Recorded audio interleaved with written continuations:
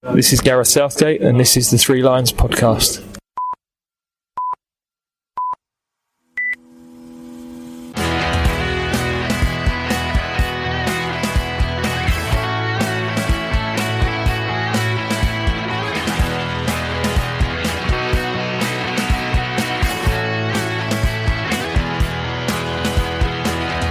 Hello and welcome to the Three Lions podcast. My name is Russell Osborne and this is an independent England football supporters podcast. As you know, it's a show that looks at all aspects surrounding our national football teams of all levels. And now you'd think with no games since November for both the men or women, you'd think there wouldn't be much to talk about. How wrong you'd be. If you'd heard the last episode, which was the first of 2022, you'll know that we've kicked off our World Cup series for the year. And I'll be speaking with various England fans across the year about their memories, their anecdotes of following England on the biggest stage. So make sure you stay subscribed. You won't miss an episode. And I must also say thank you very much for all the feedback and the kind comments on it. Now, here we are, 2022. Obviously, it is a World Cup year. And for the first time, it will be heading to the Arab world. Let me take you back to the 2nd of December, 2010, and then FIFA president, Sepp Blatter. And now we go to 222. May I ask again the public notary of Zurich to give me the envelope? Thank you. Shall I recall the candidates? Australia, Japan, Korea, Qatar, United States of America.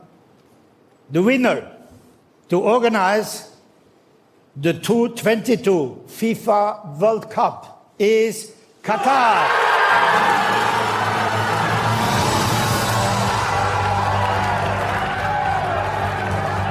It was the first time that two World Cup tournaments were announced at the same time.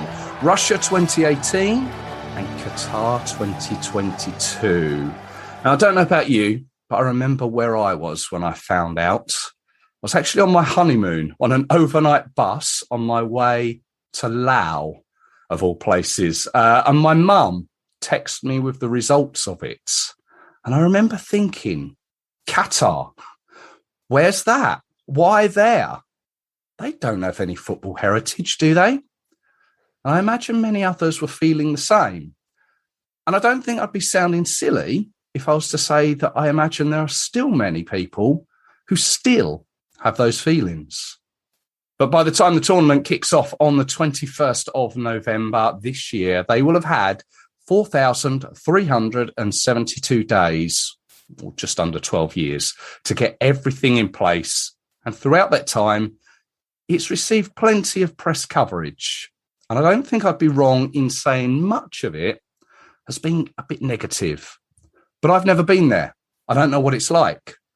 But in that time, they've had the Asian Games of 2006.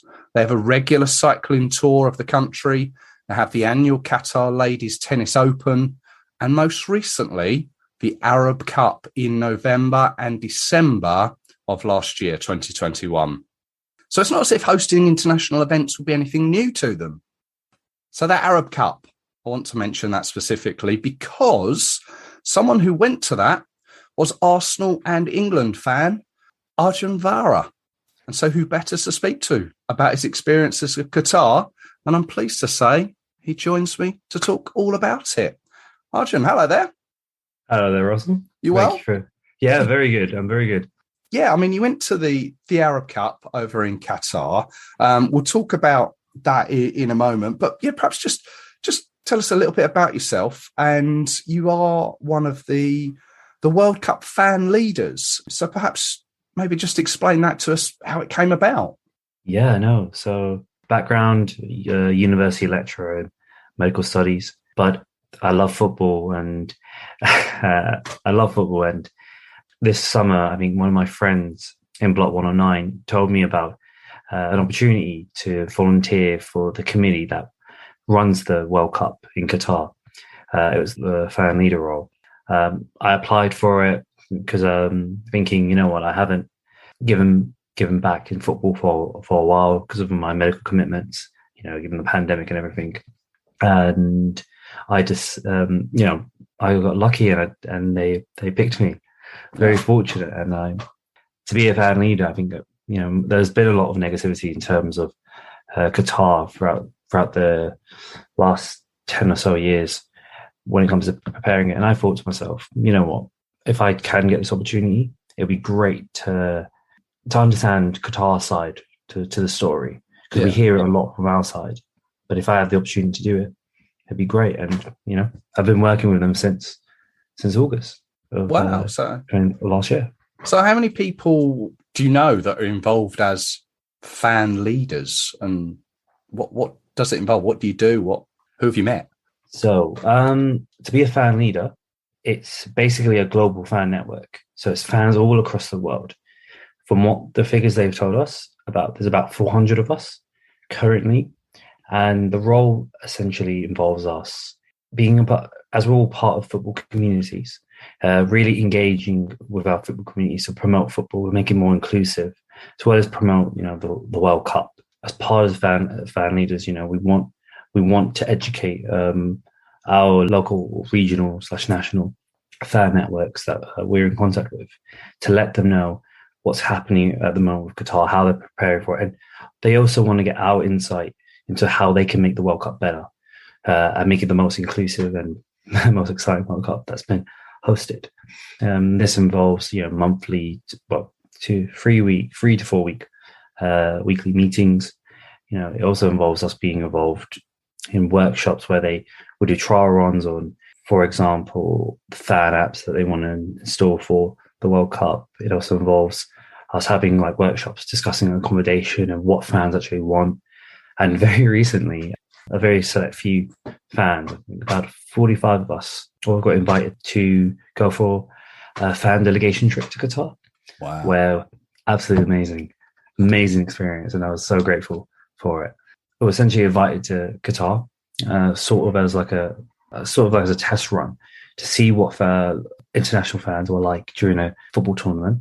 So we were invited to watch the FIFA Arab Cup, the opening game and the opening ceremony, being a part of the opening ceremony. And then outside of the football matches, we were given opportunities to go to the areas of Qatar and see what there was to do for fans if they wanted to come to Qatar, and get our insight in terms of what fans would like, what fans didn't like, and how things can be improved. Absolutely amazing experience. Came back last week. Yeah. Well, let's talk about that. Well, one thing actually I just want to sort of ask, is this the first time a fan leader initiative has been used? Was it used for Russia? Do we know? If I'm honest, I don't think it was. I wasn't, from my understanding, from when they spoke to us, they didn't mention any other fan leader initiative, and they said this was, I think for them anyway, they were saying, this is probably we want to get fans involved and engaged in. We really want to get fans incorporated. Other fan initiatives that I know of, I'm not sure how long it's been around for, is the FIFA fan movement, which does similar initiatives. I think they've invited fans to, I think it was last year, to the Club World Cup in Qatar. Yep. So I met a few people there as well, which is a really cool initiative. Probably after the World Cup, I'll apply for that as well. Why not? You've got your foot in the door now. Okay, well, let's start at the very beginning. How long does it take to get from England to Qatar? I mean, because people are going to get on a plane and go, how long am I going for?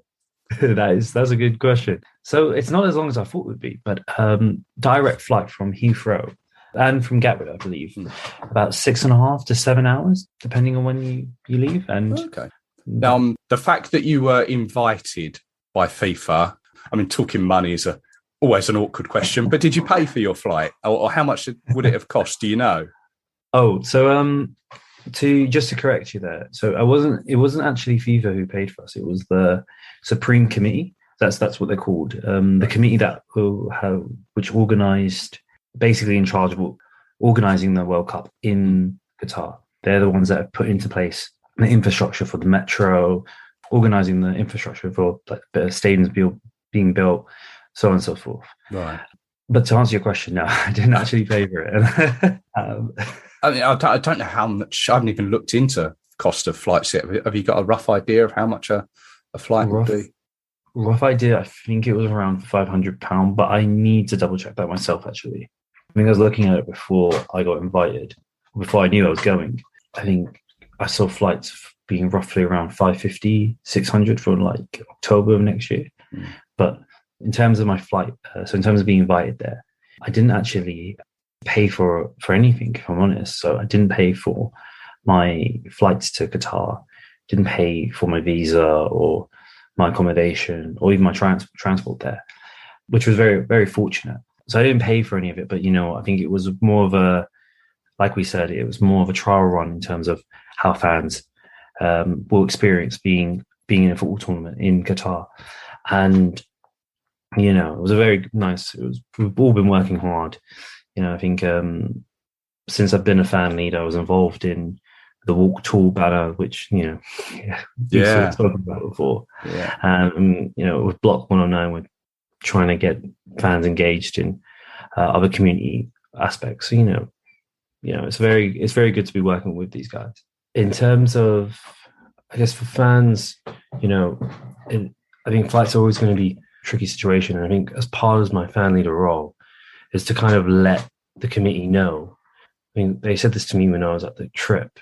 Let them know what the fan perception of the prices and, getting to Qatar is. And they can always see if they can find ways to try and organise fan private groups whilst they're in Qatar. And there is ways we can look into different sort of package deals in terms of going to Qatar. Okay. They said they're very open to doing that. Okay, yeah. As we well know, the tournament has been moved for the first time from its regular summer position or our summer position of June, July to November, December, which has been well documented because of obviously the heat and the temperatures over in that part of the world. What was the temperature like sort of November, December time? The temperature was amazing. Right. It was around 28 to 30 degrees, but it was a nice little breeze. Really nice temperature compared to England. Well, yeah. I think people will enjoy it during their winter time. Was it humid or was it sticky or dry? No. I wouldn't say it was humid, but I wouldn't say it was sticky or dry. I think the air was the right balance between very wet, humid kind of conditions versus dry conditions. That's how I describe it. Really, it wasn't very humid, it wasn't very dry either. Was it just right, nice bit of balance? Was it jackets in the evening or shorts or? Well, during the daytime, most people were wearing. So the locals will either be wearing their local attire. Most people will be wearing either 3/4 lengths or they'll be wearing shorts, probably shorts covering their knees. In the evenings, to be honest, you could either wear a jacket, because you could get away with not wearing one. Right. It was dependent on the day. Most of the time, it was a nice temperature. You could probably go out for a walk, be a bit more comfortable wearing a hoodie, but otherwise it was fine. Yeah. Well, I know obviously there's talk of maybe clothing, and we'll touch on that a little bit more in a moment about maybe the do's and do nots. But when you got there, what was sort of like your immediate feelings? How did it feel being there? So, listening to the media and everything when going there, there was a little bit of apprehension for me. So when I initially I was initially in Qatar. Firstly, because of the weather, it was immediately hot, so it was nice. If I felt comfortable in the actual airport, security guards are very strict when it comes to the uses of phones before you go through the border. So it's something to be aware of. Okay. I think when myself and Malcolm, another fan leader who I met during my time, we'd gone together and we got separated.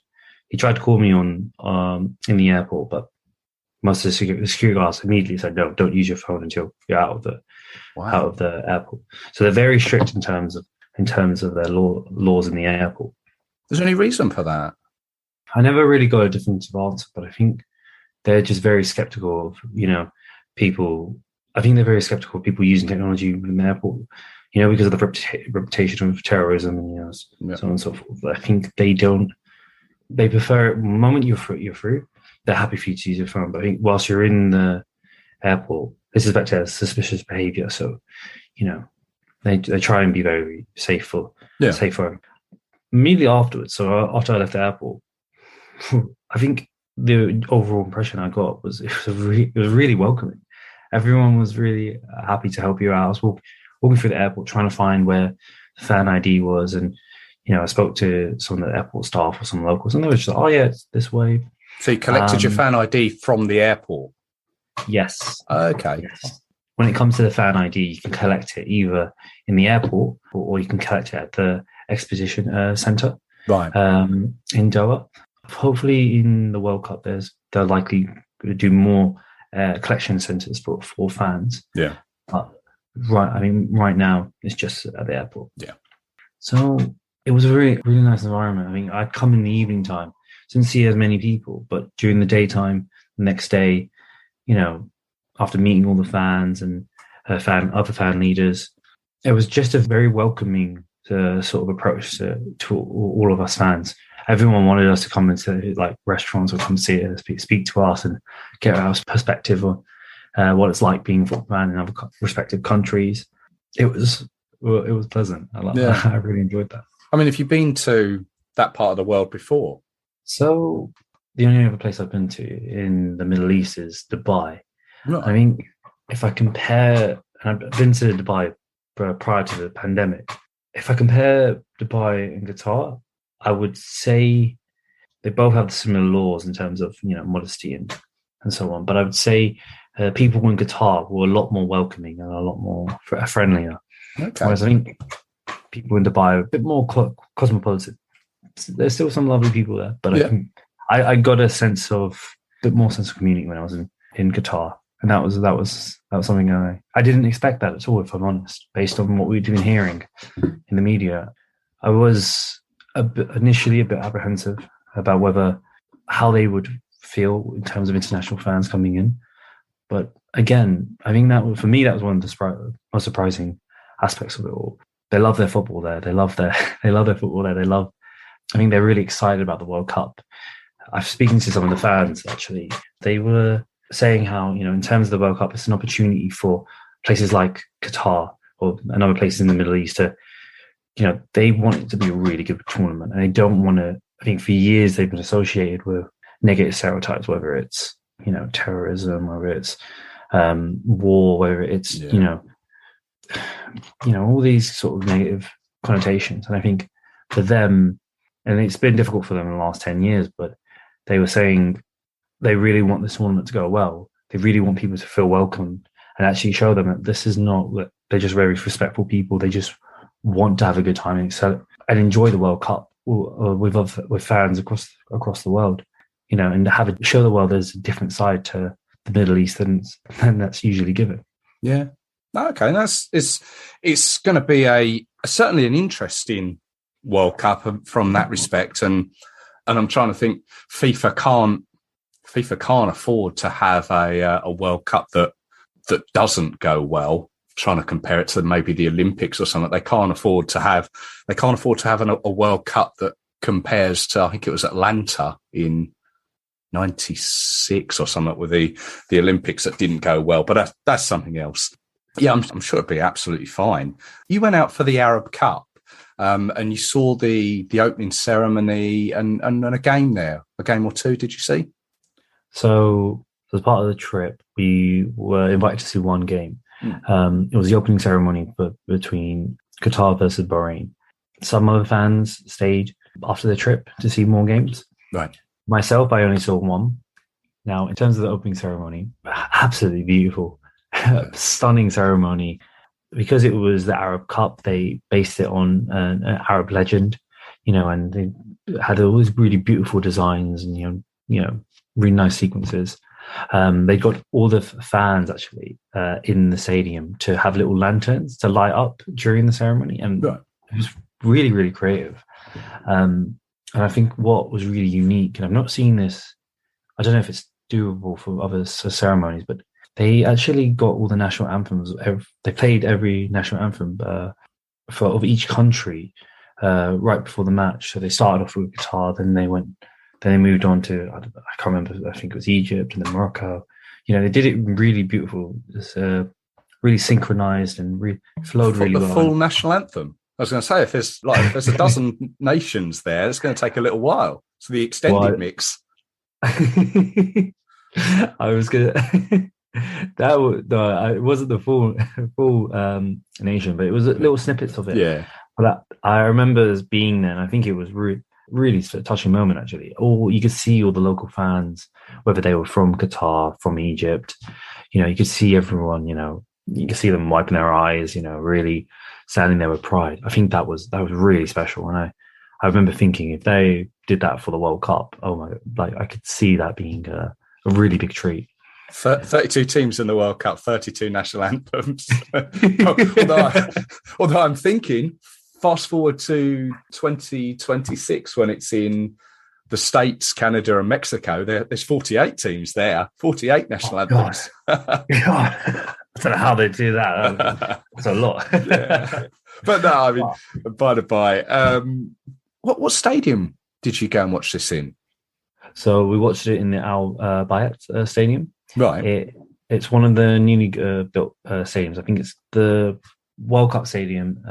It's going to be the stadium that hosts the opening ceremony for the World Cup as well. Right. I think it's about 60,000. It's either 40 or 60,000 seats in capacity. Really beautiful stadium. It's like the architecture is amazing.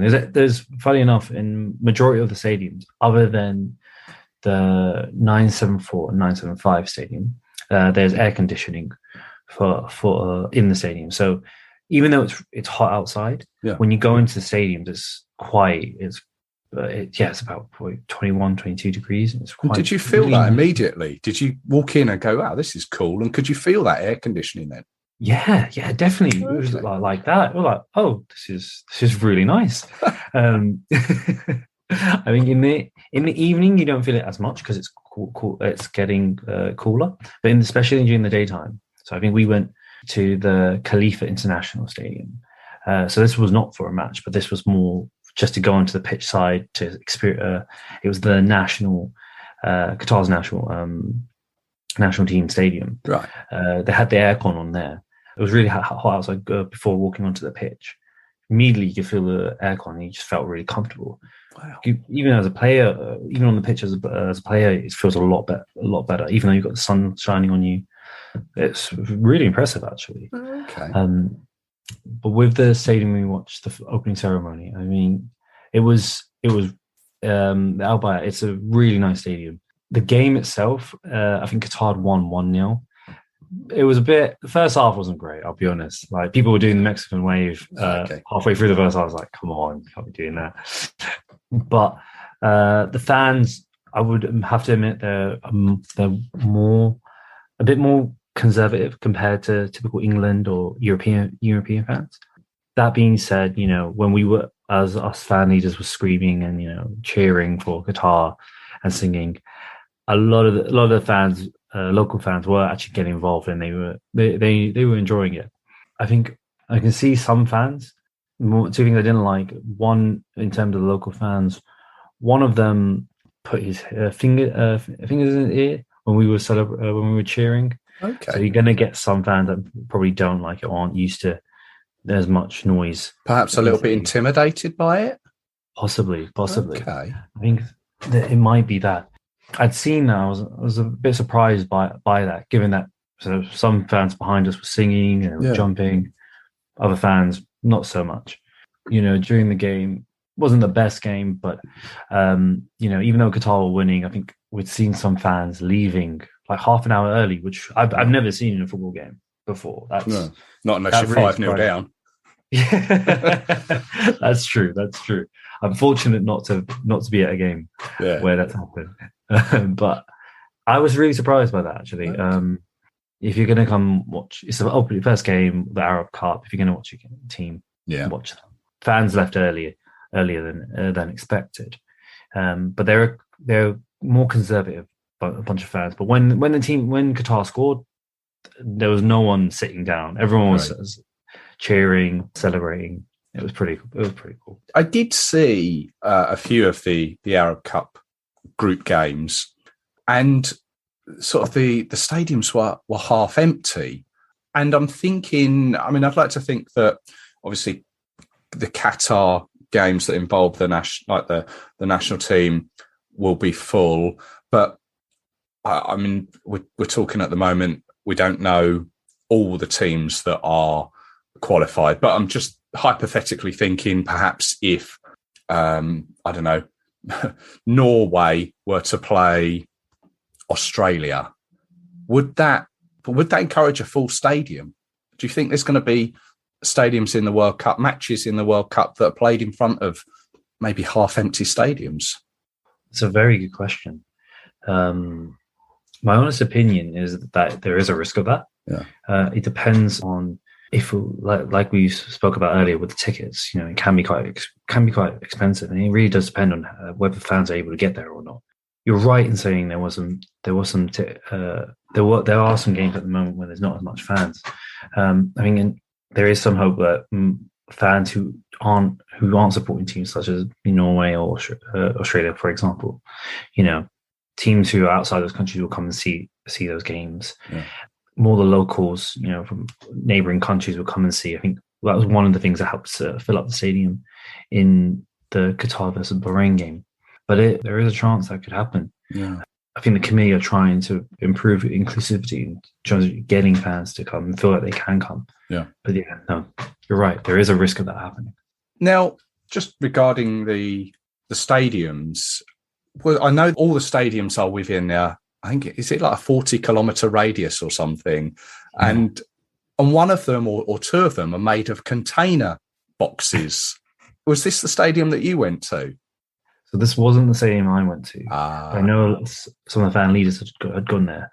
So that's the same you're talking about is the 974 and 975 stadiums. They're the ones that are without aircon, so they will be a bit more hot on the match days. But from my understanding, when speaking to the other fan leaders, it was easy to get to those stadiums. It was nice, really good infrastructure. I mean, the purpose of them is, they've built these out as ship containers because after the World Cup they may not be used. So it's good in terms of sustainability. Good to deconstruct them and use the space there for more community projects afterwards for more sustainability. But no, I didn't go to that one, but I'd have loved it. Yeah, no, it's certainly an interesting idea, and you say like the sustainability of them. If they're like Lego bricks, just put them up, knock them down again. Because I remember going to the 2010 World Cup in South Africa, and some of the grounds there, I think, they're just white elephants now. And I remember going into one; it was right in the middle of nowhere, thinking this can't be sustainable. But yeah, we'll find out as in due course, I guess.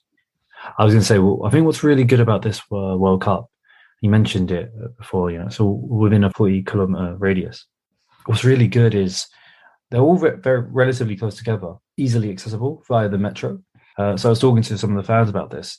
What's really good about this World Cup is you can jump on the metro. It's relatively quick, become very regular, and it's not that expensive. And if you've got a match ticket and a fan ID, it's free travel for fans. Oh, okay. And you can jump you can go from one station to another, and it's all interlinked, similar to how the London Tube setup is. It's a big circle line, is it? Pretty much. You got your circle line here, you got your central line there. The only stadium that's not got a metro station next to it is the stadium that I went to, which is the Al Bayat Stadium. So how did you get there then? So we had to take a coach from our hotel to the stadium. Now, for the actual World Cup and currently for the Arab Cup, they've got shuttle buses from other areas of the stadium, other stadiums, to take you there. My only sort of concern when I was traveling to the Al Bayat Stadium was in Qatar. I should have mentioned this before, but in Qatar, in order to travel around Qatar, you need to either take a car everywhere. Walking from one place to another is probably it's just not going to work. Everything is like a half an hour to 40-minute walk and you're not going to want to walk in that heat. No. Ubers are relatively cheap. They're really affordable. Like I think one Uber for like a 20-minute ride was like £3 for me. It was proper good. But what I noticed when we went to the stadium, the coach, was there's a lot of traffic because everyone's driving around, because the locals are driving from one place to another, especially getting to the stadium. So we left to get there for about 2 hours earlier. But even as we were approaching the stadium, there was a lot of congestion and a lot of delay. Though we got there in a decent time, I just remember thinking, if you're going to travel to this stadium, especially closer to kickoff time, there's going to be a lot of traffic and congestion. People are going to be trying to get there very last minute. Right. So for any fans that have games there, it's really important to, one, be aware of the shuttle buses. Two, if you're going to organise your coach, organise it to get there a bit earlier. Probably, I'd recommend an hour and a half at least earlier, just so you're there. You can get your flags sorted out, and just be conscientious of the locals and the fact that they're going to be trying to get there as well. And it's going to be a lot of traffic congestion. Yeah, absolutely. Okay, that's interesting to know. I've got plenty of things I want to talk to you about, and they are in no particular order. So, but in order to get into a ground, you're going to need a fan ID, and we did mention that you've collected that from the airport. But coupled with that is the visa. Was it all straightforward in getting that? In terms of the visa, they sorted the visa out for us. That being said, looking at the visa process for myself, it looks relatively straightforward. You apply online. Now, the fan ID. For those that went to Russia, just to explain, these are the lanyards that were around your neck. Is similar to that? Yes. Similar to the fan IDs in Russia. For Qatar, now, I didn't attend Russia, so I'm not sure what it was like for fans then. But for Qatar, now, personally, I didn't have too much issues. Had a few hiccups here and there when applying for it. But the overall consensus when it came to applying for fan ID, the Arab Cup amongst the fan leaders, was that it was very tedious. It was very, very difficult for a lot of fans. So essentially, once you've got your match ticket, you can apply for fan ID. You passport size photo, your COVID vaccination certificate. Just so everyone's aware, you need to be vaccinated to go to the World Cup this year. Right. They want proof of vaccination and proof of negative PCR. But going back to the fan ID, they want all this evidence, and you upload it on the website. Personally, for me, I had issues with the format of my passport photo, and one of my colleagues had to take a picture of my picture on his phone, because screenshot of it on an iPhone, it's not a JPEG format. Okay. So he had to take it on his phone, then email it to me, save it on my phone, and then make sure that it uploaded onto the fan ID application. Bit of a kerfuffle, but in the end, it worked. For a lot of fans that went out to Qatar, the issue was, even though they'd done everything that similar to myself, one, it wasn't accepting the passport photo. Two, it wasn't accepting the match tickets at times. And three, even though they got the application sent, you have to wait for it to be approved before you can then go collect your ID. And a lot of people, when they applied for it, it said application pending, not even sent. And so as a result, it was match day, and no one had, I think half the group didn't have fan IDs. And it's like, right. How are they meant to get into the stadium? And it was really stressful, actually, because it's I think in terms of a group dynamic, a group of fans, when half the fans don't have the ID sorted out, it can be a bit of affect the dynamic a little bit. I think the key there is if you are planning on going, then you need to get that sorted out. And it needs to be one of the very first things that you do. Exactly. That's 100%. They reassured us when we were there in Arab Cup. Again, it was a trial run that that's gonna be brushed up, that's going to be sorted out. But for fans who are planning on going to Qatar, 100%. Once you've got your ticket, just apply for the fan ID straight away. And then if you're going to collect it at the airport. Just get it over and done with. Because if you're going to collect it in Qatar itself, what you end up finding is and this is what happened to a lot of fan leaders whilst we're out there, is if you try and collect it in Doha, in one of the centres, there's going to be local fans from all across the Middle East trying to collect their ID. You're going to be there for like a good hour or two, and it's just save yourself a hassle. Exactly.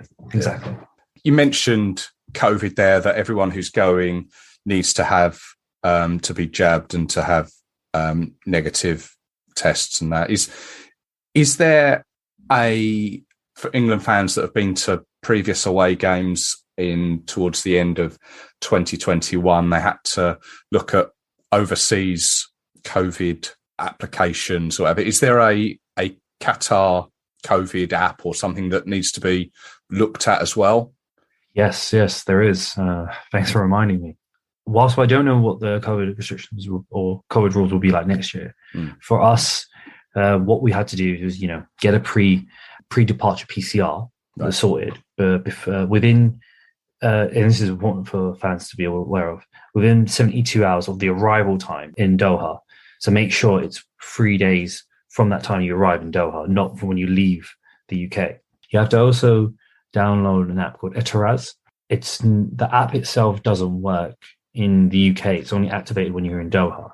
Right. So you need to go onto the Qatar website, pre-register for the Etaraz app online, and it will give you a document saying that you've been pre-registered and approved for Etaraz, and you need to print that off. And then so when you arrive in Doha, you show them that document, and they'll let you go in. If you then have that, so if you have that, you then need to get, in order to make sure it's activated properly, if you have a mobile SIM card in Qatar, the Etaraz will end up activating. So you just log into the Wi-Fi. Etaraz ends up working as sort of like a COVID app, similar to the NHS app, where it shows evidence of, and it's a live app as well. So shows this sort of green QR code verifying that, you're COVID free. In order to maintain it, you need to have Wi-Fi connection, and also in order to get around Doha, it's better to have Qatar SIM mobile. But yeah, you need to make sure you've got you're pre-registered with the Etaraz app beforehand. Download it. My advice is to download the app in the UK, because the Wi-Fi in Doha, whilst it's good, it's a lot slower. So better to just download it in the UK, have it there and ready, so that when you get off when you jump off the plane, you can just log on and you're sorted. Fair enough. No, it's good to know. And obviously we're talking well ahead of the World Cup here. So, I mean, this is how things are at the moment. Obviously things may change.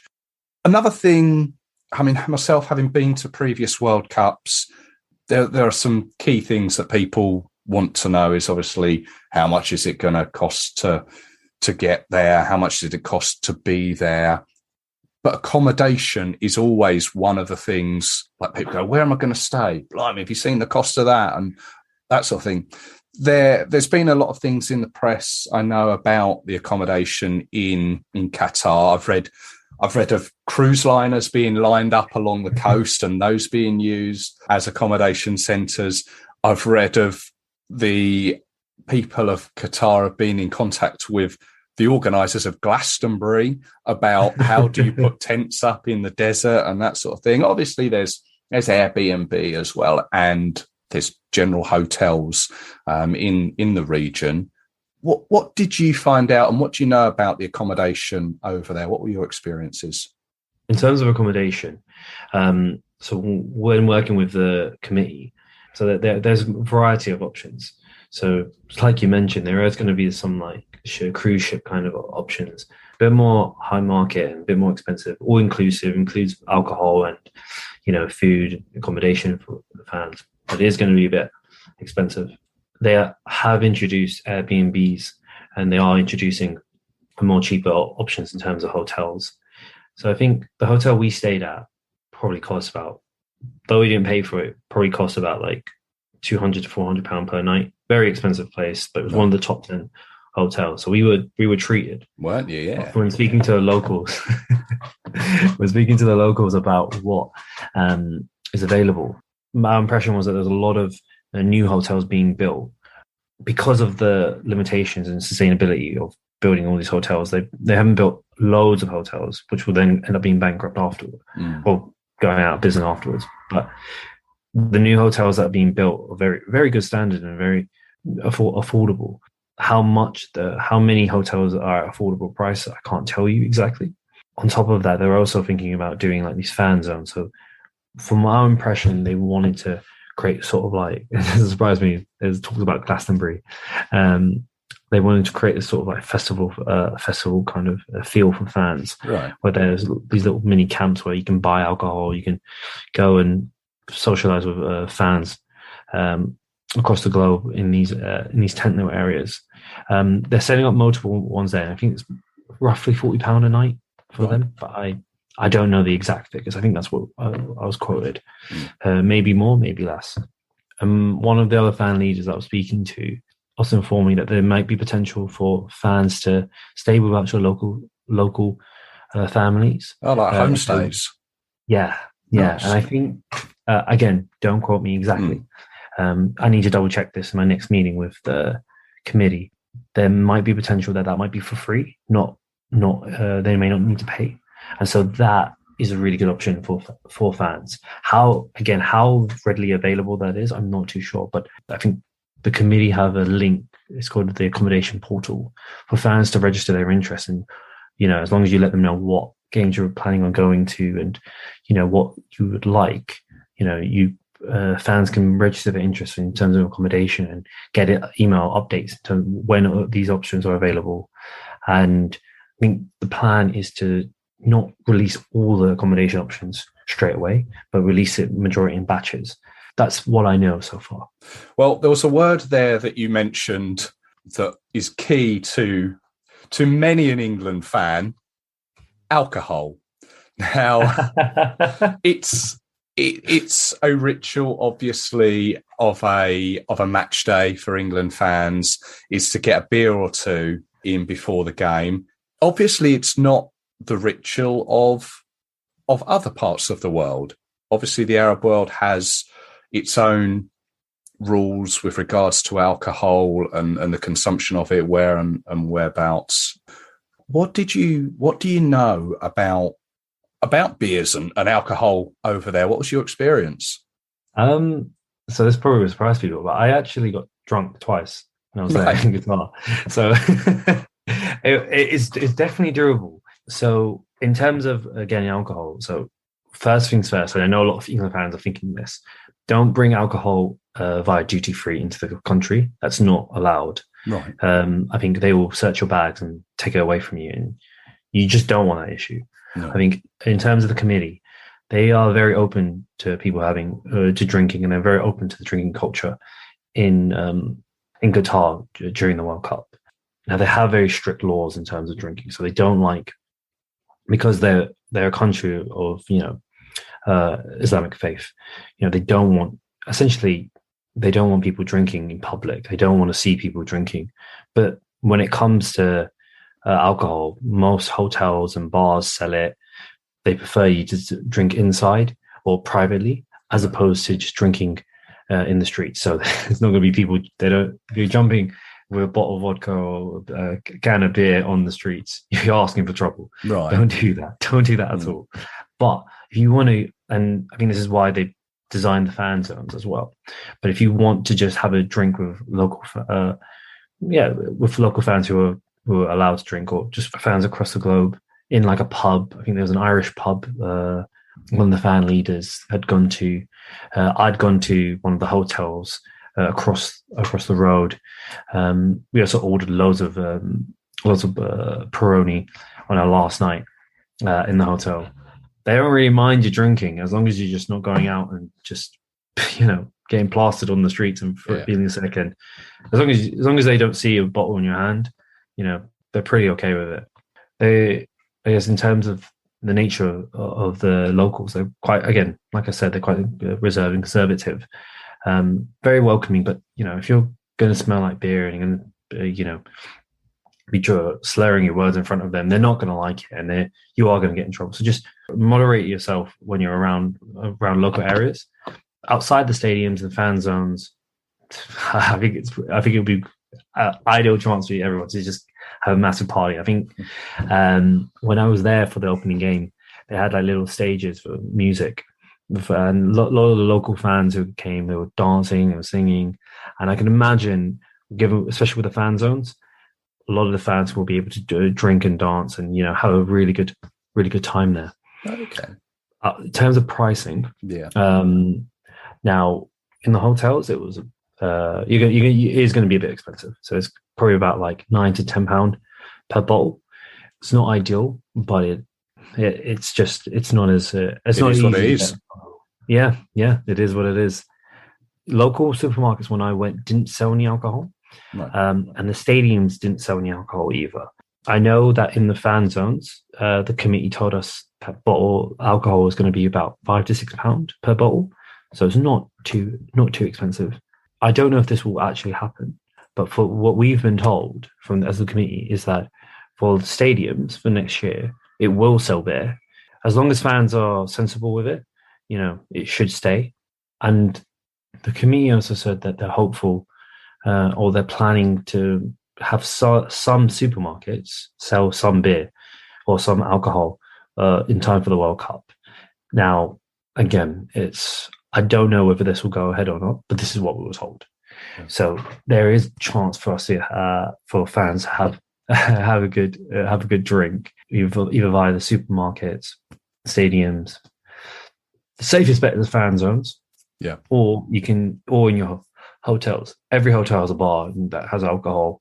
Might not be the most cost effective in terms of the hotels, but as long as you're not getting really drunk and you're not becoming topless on the streets, honestly, they don't really care, to be honest.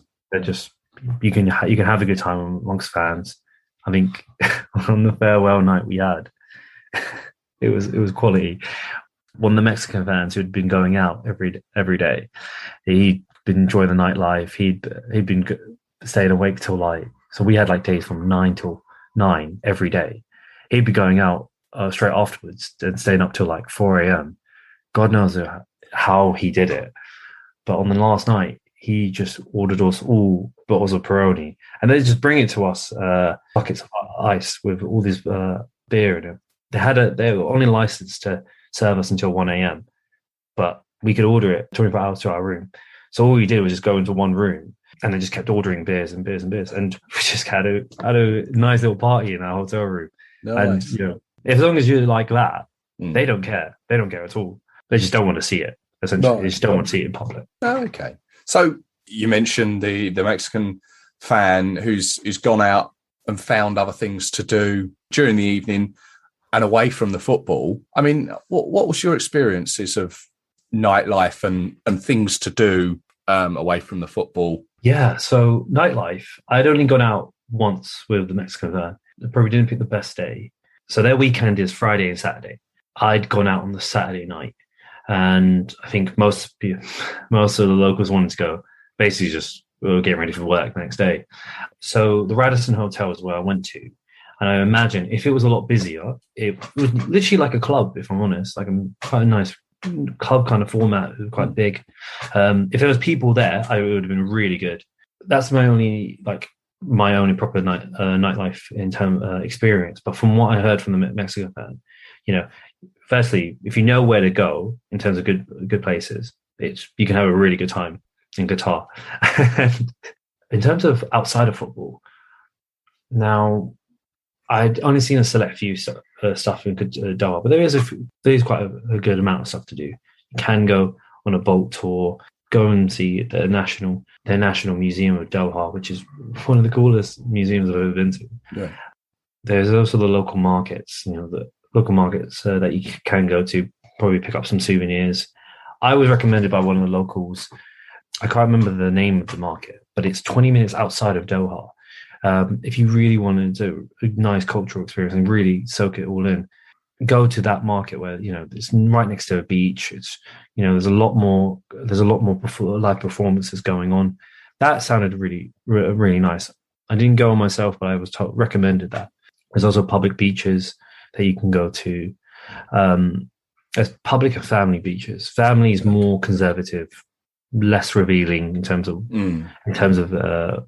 beach attire. So that's where you probably shouldn't walk there with topless with short shorts or speedos. Yeah. For public beaches, they're like, yeah, it's for public. So you do what you be topless. You can go take your shorts off. Well, you can wear your speedos. Yeah. I mean, in terms of that, cuisine was really good. You know, our Arabian food is lovely. But apart from that, there wasn't much else. If I'm honest, there wasn't much else that I recall that we did other than the football-related stuff. Okay. And that. Yeah.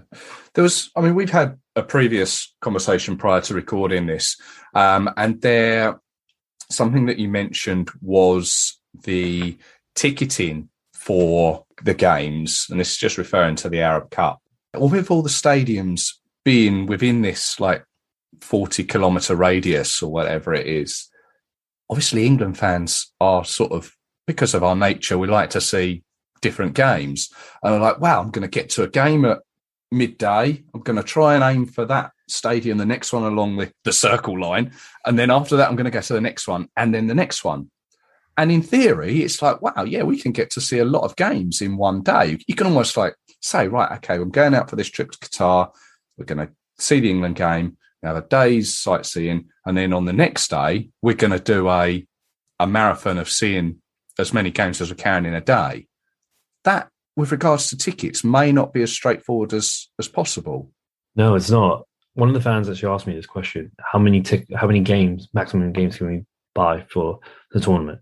In terms of how much you can buy the maximum games, that I'm not entirely sure, but I'm currently waiting for an answer from the committee for. But in terms of buying tickets whilst you're there, you're not allowed to buy consecutive tickets. So you can't buy one. So you can't. Let's say you can't buy you can buy a ticket for the 1 p.m. game, but you can't buy the ticket for the next game, so at 4 o'clock. But you can buy on the same day. You can buy the 7 p.m. game. If you wanted to attend all the games, you need two fan IDs in order to do it. Right. Where one person is buying the ticket for his group, then the other person is buying tickets for the next game for his group. So, for example, for me, I'm buying the 1 p.m. and the 7 p.m. tickets for, I don't know, a group of 8 of us. You can buy maximum 8 tickets per game, whereas you're buying the 4 p.m. and the 10 p.m. tickets. And that runs over the next day as well. So if there's not a 10 p.m. game, you'll probably be buying the 1 p.m. tickets. Okay. I'm not entirely sure why they've done it like that. I'm not sure if it's been the same for other tournaments, but I suspect they just want to ensure that most fans can go see the games. Yeah, I suspect it is because, I mean, say Russia, you couldn't get from St. Petersburg to Moscow within the same day to watch games on the same day. I wouldn't have thought. Perhaps it is just to maybe give that sort of flexibility to everyone. I don't know. There was one thing that you did also mention from your experiences was the stewarding with regards to games. What was your experience there? So where do I begin? So the stewarding. I think there was one thing I was worried about in terms of Qatar. It was the stewarding. Essentially, when we went to go watch the game, again, I was very fortunate. I was able to go through. I was wearing my England top. I was wearing an England hat that they gave us. I was fortunate in the fact that I was able to walk into the stadium, but I know a lot of the fan leaders had issues for multiple reasons. One being, fan ID issues, not being organised properly, not registering properly. Another reason being, some fans were wearing their country's shirt. So I think it was one of them was a Colombia fan wearing his national team shirt, and other fans were bringing I think a French fan had brought his French flag. And though we were reassured by the committee that, this was all totally fine and that this was communicated to the management team, there was a bit of miscommunication from the management team all the way down to the steward level. And so the stewards then didn't let many of my colleagues or the other fan leaders who were wearing these jerseys or bringing these flags in, who into the stadium saying that, you're not allowed to come in wearing other countries' jerseys or flags. we don't want any political issues or anything like that. And it was a bit odd. And I think, like I said earlier, we got there about 2 hours early, but I think majority of us, I think good 80% of us had only got into the stadium about like 15 minutes before kickoff. Really? Or before the ceremony. It was ridiculous. And I think the committee themselves were really frustrated because they were having to deal with this on the first day. One fan in particular, one of the Mexican fans, bless her, at one point, so she was trying to scan a ticket to go in. Now, I don't know the full details, but from my understanding, she scanned a ticket, but the steward didn't let her in for some reason. Might have been because she was wearing her Mexican top. And then because she scanned it, she tried to scan the ticket again, but because it's already been scanned, she couldn't. The barriers wouldn't open, and so she was stuck there. And I think I was with the Mexican cohort whilst we were waiting there. It was like, what's going on? Like, she's got the ticket. She's a fan ID is fine. Like, what's the problem? And that was a big concern for me, I think. Now, I probably shouldn't mention this earlier. So, in terms of actually traveling to Qatar, we were singing, we were dancing, having a great time on the tube. It was fine. There was one incident, but when we were singing and stuff, I think, though I wasn't involved, I think one of the police officers did ask us to stay quiet. Wasn't able to stop us. It was fine. But in line with what I'm saying, I think one thing I was worried about was just, are the local, like local stewards, I wonder if they're prepared for the magnitude of, how much of a party and, how much, fans from across the globe. But because the Arab Cup is one thing, local fans, they're very, people from Egypt and Iran, so on and so forth. They're very passionate fans and very loud, but they're not, there wasn't as many fans as there will be in the World Cup. And I wonder whether they're ready for that kind of magnitude. I think another issue that I had with the stewarding, and I think the committee are trying to get this implicated, but in the stadium that we went to, there wasn't clear directions in terms of what gates we needed to go to.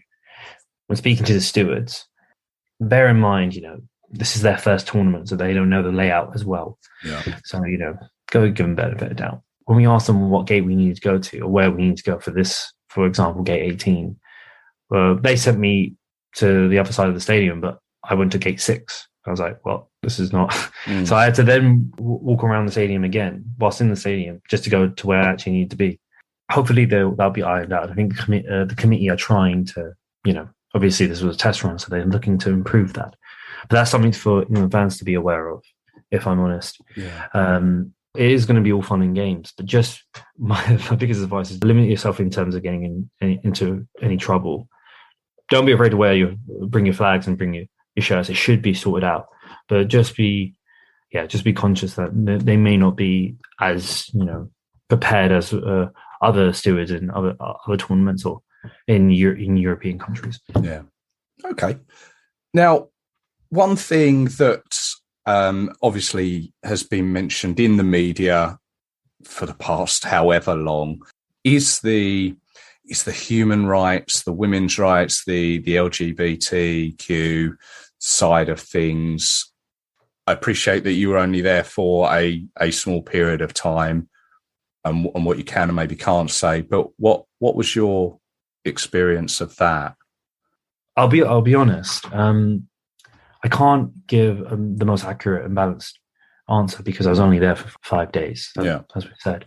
But my experience was, very welcoming country. I didn't feel unsafe at all. I felt quite safe, if I'm honest.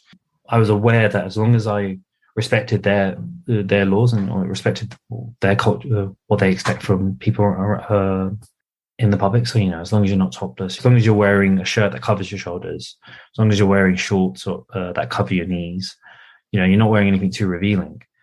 In that aspect, I felt very comfortable. Now, in terms of the human rights aspect of it all, now from what I saw, and this is only based on observation, it didn't really look like people were being overworked and people seemed happy.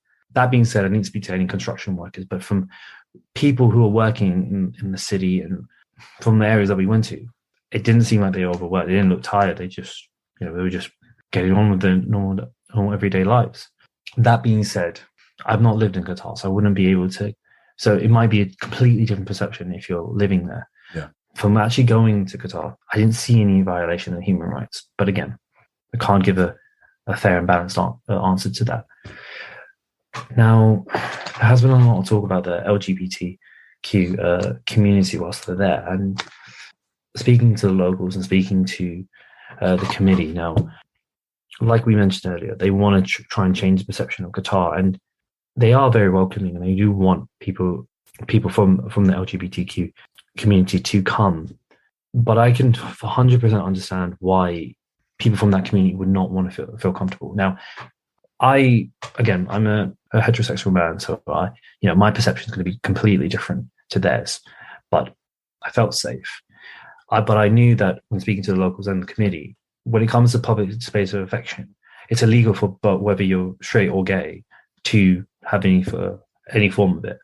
If I was to hug a person or hold hands, kiss my girlfriend, that's just not on. That's not allowed. You will get into trouble for that. And it might be a bit harsher for people from the LGBTQ community. Again, I can't neither confirm nor deny that. Yeah. I would say it's safe to go to Qatar, but I would understand why, especially given all the media coverage. And when you do research online, like I think I looked at the UK government website, and I think it said homosexuality is illegal. I think it's more displays of affection, which is considered taboo. So you shouldn't do that, either whether you're straight or from the LGBTQ community. I know one of the fan leaders wore a shirt which had a rainbow design on there. From speaking to him and from being around him at the time, there was no issues with that. Okay. But essentially, I would say it's very safe. But I also kind of understand why people would feel a bit uncomfortable, given what they've heard, given what was said. I would reassure them that it's safe, but there are going to be people who don't feel comfortable with the fact that they can't fully express themselves, they can't fully do what they can. And in that regard, if that makes you feel uncomfortable and you don't agree with that, then by all means, don't jeopardize your own values and your own security just because Qatar. Yeah. They are welcoming, they are friendly, they do want people from all walks of life to come.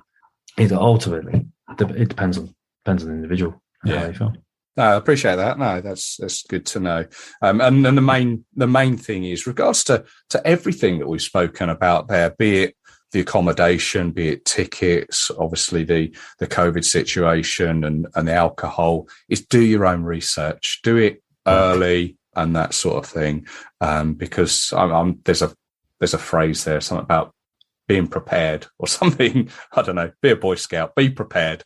Exactly. I was going to say, in terms of the reports for the human rights stuff, so this is what they were telling us.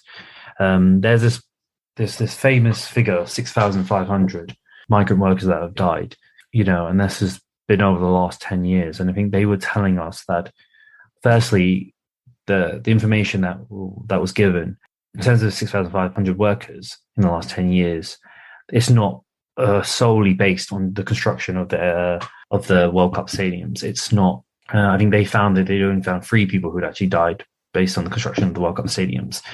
It's just a general figure that's been branded around and stigmatized towards the World Cup, and right. People think that's associated with the World Cup. It's actually just migrant workers in the last 10 years.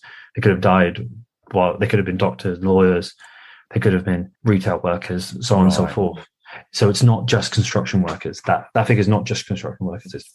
It's all migrant workers. It could be people from India, from someone like myself going and working in Qatar and living there for a bit and sadly passing away. I think there's a lot of frustration in regards to people in Qatar in that regard. Whilst I'm not saying it's perfect, they know this. They know the treatment of the construction workers is not perfect. And they're doing, from what they've told us, they're doing a lot of work to try and change that perception and try and bring the proper infrastructure in there. It's not just unique to Qatar in terms of the treatment of construction workers, but it is something that they're actively trying to improve on, and they have made some changes in the last 10 years, and they hope to continue that post World Cup. I was just going to say, always do your own research, look into it. But from what they've told us and from what I've heard from the locals, they have made strides. The Qatar of 10 years ago is different to Qatar of now. and they are honestly trying to educate everyone around them, to create a more welcoming environment, whether that is in terms of human rights, the LGBTQ community.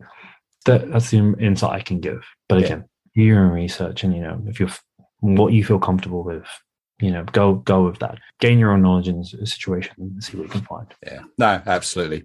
AJ, it's been really wonderful to speak to you. Let's finish on a positive note. I mean, you've given us plenty of positives throughout the whole conversation. England going there, England fans going there. You yourself likely to be going back out there. Can we win this? Do you know what? I think we can. Honestly, I can see us winning this tournament. I think we've got a really good chance. We've got a good young team. We can play a bit defensive, but I think that would be to our advantage. Yeah, I can see us winning this. Good stuff. Well, the draw's going to be April time, so we look forward to that. And yeah, let's catch up again, maybe throughout the year if you've been to any more meetings or you hear of any other things. It's going to be invaluable to England fans that are planning to go out to Qatar for this World Cup. Are you on social media? Are you open to people maybe just saying hello to you and passing on information?